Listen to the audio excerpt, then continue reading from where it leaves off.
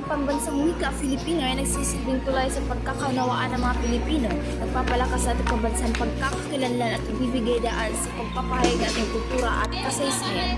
Ayon pa kay Rizal, ang isang wika ang nagpapakilala sa isang bansa. Wala kang sariling wika, ikaw ay parang isang taong walang.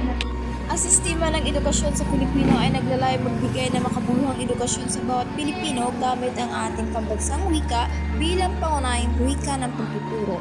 Naglalayong mapapanatili at mapaunlad ang ating kultura at tradisyon at linangin ang kakayahan ng mga mag-aaral sa pakikipag-ugnayan na epektibo sa Pilipino. Pagmalaki namin ang wikang Pilipino, sa itong yaman, dapat natin alagaan at pagmalaki. Sama-sama natin gamitin at mahalin at ipasa sa susunod na henerasyon. Wika pang Pilipino, sa isa ng ating pagkakakilanlan. Ipakita natin ang pagmamahal natin sa pambansang awit sa pamamagitan ng pagtayo ng tuwid at pag-awit ng may pagmamalaki. Ang ating mga boses ay sumasali sa isang puro ng pagkakaisa at pagkamakabayan. Pinirangalan natin ang kasaysayan at kalaga nito sa pamamagitan ng paggalang sa malungkot na himig at malakas na liriko nito.